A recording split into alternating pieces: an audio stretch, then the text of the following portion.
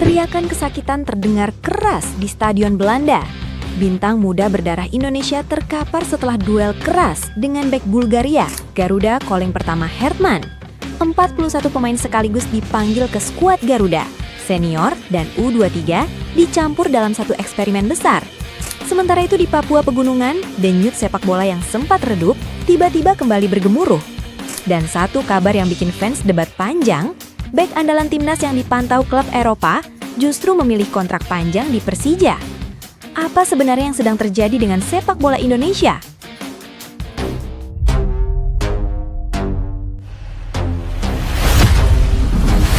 Sweet Time.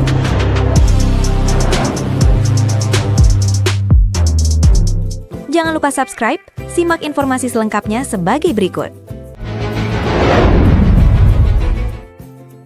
Sepak bola Indonesia lagi-lagi menghadirkan drama yang lengkap. Ada cedera yang bikin fans deg-degan, strategi baru pelatih timnas, kebangkitan sepak bola Papua, hingga keputusan mengejutkan dari Kapten Persija. Mari kita kupas satu persatu. Kabar pertama datang dari Belanda. Dan jujur saja, ini kabar yang membuat banyak fans Garuda langsung was-was. Pemain muda bertalenta berdarah Indonesia Miliano mengalami cedera saat membela klubnya Excelsior dalam lanjutan Eredivisie pekan ke-26 melawan Heerenveen. Pertandingan yang berlangsung di Stadion Woudstein, Miliano baru masuk ke lapangan pada menit ke-72 sebagai pemain pengganti. Namun hanya beberapa menit setelah itu, drama terjadi. Sekitar menit ke-80 pertandingan, Miliano terlibat duel keras dengan bek Bulgaria. Benturannya cukup keras. Miliano langsung terjatuh, memegangi bagian betisnya, dan terdengar berteriak kesakitan. Tim medis langsung berlari masuk ke lapangan. Setelah mendapat perawatan beberapa menit, situasi terlihat tidak baik. Miliano tidak bisa menapakkan kaki kanannya. Akhirnya, ia harus ditanduk keluar lapangan. Bagi fans Indonesia, momen itu jelas membuat jantung berdebar. Kenapa? Karena jarak menuju FIFA Series Timnas Indonesia hanya sekitar 3 minggu. Jika cedera ini serius, kemungkinan besar Miliano akan melewatkan agenda penting bersama skuad Garuda. Padahal pemain ini sedang naik daun. Namun sepak bola memang penuh kejutan. Kadang yang sedang naik justru harus berhenti sejenak. Dan sekarang, semua fans Indonesia hanya bisa berharap satu hal. Semoga cederanya tidak terlalu parah.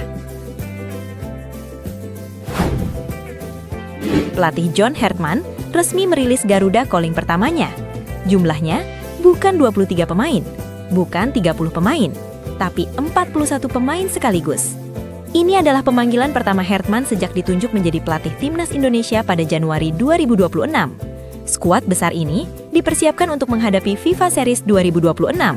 Beberapa nama besar tetap hadir, mulai dari Emil Audero, Maarten Paes, J. Ides, Kevin Dix, hingga Ole Romeni. Namun yang membuat daftar ini menarik adalah satu hal. Hertman tidak hanya memanggil pemain senior, ia juga memasukkan beberapa pemain timnas U23. Contohnya di posisi penjaga gawang, kiper muda Cahya Supriyadi dipanggil dan akan bersaing dengan Emil Audero, Maarten Paes, Nadeo Argawinata, serta Hernando Ari. Di lini belakang juga seru, nama-nama seperti J. Ides dan Kevin Dix tetap menjadi tulang punggung. Namun ada tambahan dari generasi muda, seperti Muhammad Ferrari dan Doni Tripamungkas. Strategi ini memunculkan satu pertanyaan besar. Apakah Hertman sedang mencari kombinasi terbaik? Yang jelas dari 41 pemain ini nantinya hanya 23 pemain yang akan masuk skuad final. Artinya apa? Persaingan di skuad Garuda kali ini bakal super panas. Sekarang kita bergeser ke ujung timur Indonesia, ke sebuah daerah yang dulu pernah membuat banyak tim besar menggemetar. Ya, Wamena. Bagi fans lama sepak bola Indonesia, nama Persiwa Wamena pasti tidak asing. Tim berjuluk Badai Pegunungan ini dulu dikenal sebagai salah satu klub yang paling kuat di Liga Indonesia. Markas mereka di Stadion Pendidikan Jaya Wijaya terkenal angker. Banyak klub besar seperti Persib, Persija, bahkan Arema sering pulang tanpa poin dari sana. Namun setelah terdegradasi pada 2013, sepak bola di wilayah pegunungan Papua sempat meredup. Berbagai masalah klasik membuat perkembangannya melambat. Tapi dalam 2 tahun terakhir, ada kabar yang cukup menggembirakan.